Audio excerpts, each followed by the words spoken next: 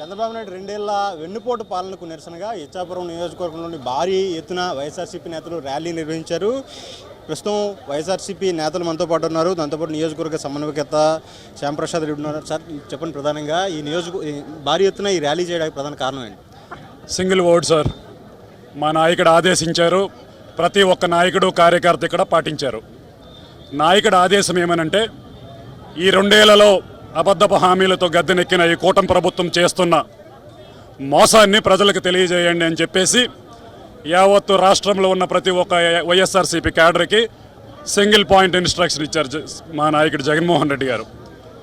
మేమెవరికి పెద్దగా చెప్పలా, కానీ గ్రామాల నుంచి తరలివచ్చారు కార్యకర్తలు.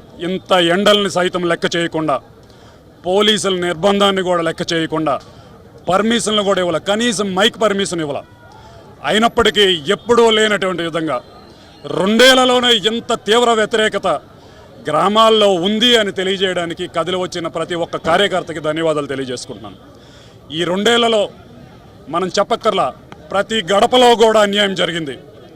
గతంలో ఎలక్షన్కి ముందు బాండ్ పేపర్ల మీద సంతకం పెట్టిన కూటమి నాయకులందరూ కూడా ఈరోజు అదే బాండ్ పేపర్లు తీసుకొని వెళ్ళి ఆ గడప దగ్గరికి వెళ్తే ఆడపిల్లలు ఎడంకాలు చెప్పు తీసుకొట్టే పరిస్థితి ఉంది.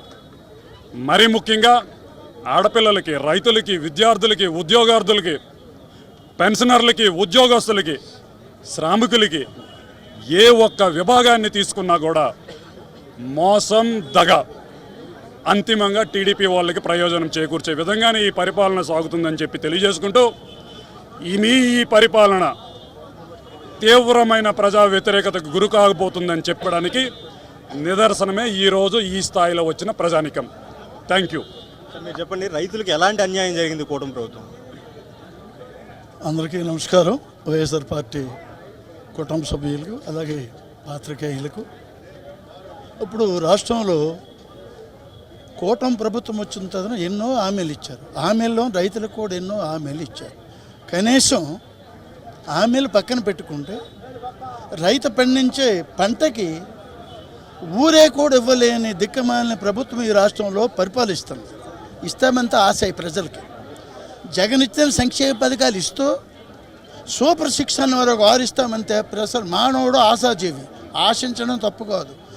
ఇంత మోసం, ఇంత దగ, ఎన్నిపోవటాన్ని ఇదే కొత్తగా వచ్చింది కాదు. 2090 అనుకుంటాను, 1890 అప్పుడు ఎన్టీ రామారావుతో మొదలెట్టి 2026 వరకు పొడుస్తూనే ఉన్నాడు ఎన్నిపోటు. ఇది ఒక్క మాకు, ఈ ప్రజలకి, ఆంధ్ర రాష్ట్రంకి ఈ పొడిచిన పొడుపు కాదు. ఆ రోజు ఆడు ఎమ్మెల్యే సీట్ సంపాదించి ప్రభుత్వాన్ని మార్చి సైకిల్ గుర్తునే నేను మార్చేసి ఆ ప్రభుత్వాన్నే నేను దోసుకున్నావు. ఎన్టీ రామారావుకి అవమానపరిచి ఆ రోజు అక్కడి నుంచి ఎన్నిపోటు. ఈ రాష్ట్రానికి ఎప్పుడు ఎన్నిపోటు పడుస్తూనే ఉన్నాడు. 2014 నుంచి 19 వరకు పరిపాలించావు. ఏం పరిపాలించావు? మహిళలకు రుణమాఫీ అన్నావు, ఏ పని చేశావు? 600 హామీలు ఇచ్చి ఒక్కడు కూడా నెరవేర్చలేదు. ఆ మహిళలకు ఇచ్చిన హామీ జగనన్న ప్రభుత్వం వస్తే ఈ రాష్ట్రంలో 4 విడతలుగా ఆ అప్పు తీర్చి ప్రజలకి న్యాయం చేసి అక్కడి నుంచి ఈ 9 సంక్షేమ పథకాలు ఇచ్చి ప్రజలకు అన్ని రకాలుగా, చిన్నపిల్లలకి, కడుపులు ఉన్న పిల్లలకు కూడా పోషక ఆహారాన్ని ఇచ్చి, వృద్ధుల వరకు పెన్షన్ రూపకాన్ని ఇచ్చి అందరికీ, రైతులని అందరూ ఆదుకున్నారు. ఇంక అందుబాటులో ఉండాలని ప్రతి పంచాయతీలో ఒక సచివాలయాలు కట్టి, ఇంక అందుబాటులో ఉండాలని అక్కడ సచివాలయ కేంద్రాలు కట్టి, రైతు భరోసా కేంద్రాలు కట్టి, హెల్త్ సెంటర్లు పెట్టి ప్రజలకు అది పరిపాలన. మేము 2 సంవత్సరాలు, 1 సంవత్సరం అంతా ఏరియా మీద తిరిగే మెడిసిన్లు పట్టుకుని లారీలు తెప్పించి ప్రతి వృద్ధులకి, కళ్ళు కనిపించిన వృద్ధులకి కళ్ళద్దాలు సైతం మేమిచ్చి అంత మరి ఇంకేం లేదు. ప్రతి ఒక్కటి జగన్మోహన్ రెడ్డి మాకు ఆధారు ఇంటికాని లెక్కల మీద ప్రజలు ఒక ఆశించారు. ఈ ప్రభుత్వం మంచి నిర్ణయాలు తీసుకుంటుంది. ఈ ప్రభుత్వం ఉంటే నా కొడుకు చూడకపోయినా, వాళ్ళు చూడకపోయినా, ఊరో చూడకపోయినా, ఇంట్లో చూడకపోయినా నేను బతికేస్తానని ప్రతి ఒక్కరికి ఒక ఆశ కలిగింది. ప్రతి విద్యార్థులకి వాళ్ళు చదువుకునే బుక్లు మొత్తం ఇచ్చి, వాళ్ళు యూనిఫారం ఇచ్చి చేశారు. ఏది ఈరోజు నీ పరిపాలన? రాక్షసిన పాలన అయిపోయింది. అప్పుడు రాముడికి, రావణాసురుడికి అంత తేడా ఈ రాష్ట్రంలో జరుగుతుంది.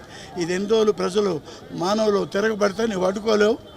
కాబట్టి నీకు భవిష్యత్తు వెంటనే ఉన్నదని నేను అందరికీ మరి మీరు చెప్పండి, ప్రధానంగా డిఎస్సి అభ్యర్థులకు కానీ నిరుద్యోగ యువతకు కానీ ఎలాంటి అన్యాయం జరిగింది? నిజంగా మనం చూసినట్టయితే చంద్రబాబు నాయుడు గారు ప్రభుత్వం రాకముందు ఆయన ఎన్నో హామీలు ఇచ్చారు. నిరుద్యోగులు సుమారుగా 3,000 భృతి ఇస్తున్నారు. అది ఇప్పుడు మాట కాదు, 2014లో కూడా అప్పుడు కూడా ఇచ్చారు. ఇప్పుడు కూడా చేయలేని పరిస్థితిని మనం చూస్తున్నాం. నిజంగా విద్యార్థులు కానివ్వండి, ఉద్యోగస్తులు కానివ్వండి, రాగానే 2 లక్షల ఉద్యోగాలు ఇస్తామన్నారు, అది చేయలేదు. మరి మెగా డిఎస్పీ అన్నారు. మరి అందరూ కూడా రాష్ట్రం అంతా కూడా చూస్తుంది ఎంత ఘోరంగా వాళ్ళు ఇది చేస్తున్నారు అన్నది. వాళ్ళు కేవలం మాటలే చెప్తారు తప్ప ఏది కూడా చేయరన్నది ప్రజలకైతే బాగా అర్థమైంది. ఎందుకంటే జగన్మోహన్ రెడ్డి గారి పరిపాలనలో 5 సంవత్సరాలు వాళ్ళు పరిపాలిస్తే మరి 5 సంవత్సరాల్లో 2 సంవత్సరాలు కరోనా వెళ్ళిపోయినప్పటికీ 3 సంవత్సరాలు ఏవైతే సంక్షేమంతో పాటు అభివృద్ధిని కూడా ముందుకు తీసుకుని వెళ్ళారు. మనందరం చూసాం. ఈరోజు నాడు నేడు స్కూల్స్ అయితేనేమి, ఇంగ్లీష్ మీడియం అయితేనేమి, ఒక ఐక్యరాజ్య సమితి వరకు తీసుకెళ్లిన ఘనత జగన్మోహన్ రెడ్డి గారిది. మరి ఈ రోజుకి ఇప్పుడు ఉన్న ప్రభుత్వం ఈ రోజుకి పిల్లలకి రీఓపెన్ అయితే అయిపోయింది. ఈ రోజుకి కూడా తల్లికి వందనం ఇంకా ఇవ్వలేదు. పిల్లలకైతే ఇంకా బుక్స్ కానివ్వండి ఏది కూడా ఎలాంటి ఇది లేదు. జగన్మోహన్ రెడ్డి గారు ప్రభుత్వం వీళ్ళకి ఇచ్చినప్పటికీ ఆ ముందుగానే ప్లాన్ చేసి పిల్లల కోసం ఆల్రెడీ ముందే పెట్టారు. వీళ్ళు రాగానే స్టిక్కర్స్ పీకేసి పిల్లలందరికీ కూడా ఈ బుక్స్ ఇవ్వడం జరిగింది. అది కూడా అందరూ చూస్తున్నారు.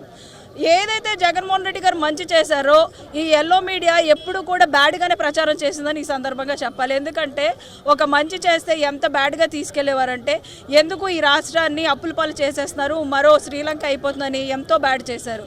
మరి ఈరోజు ఏంటి పరిస్థితి? ఈ 5 సంవత్సరాల్లో వాళ్ళు ఎంత అప్పు చేశారు? సుమారు 3,34,000 కోట్లు అప్పు చేశారు.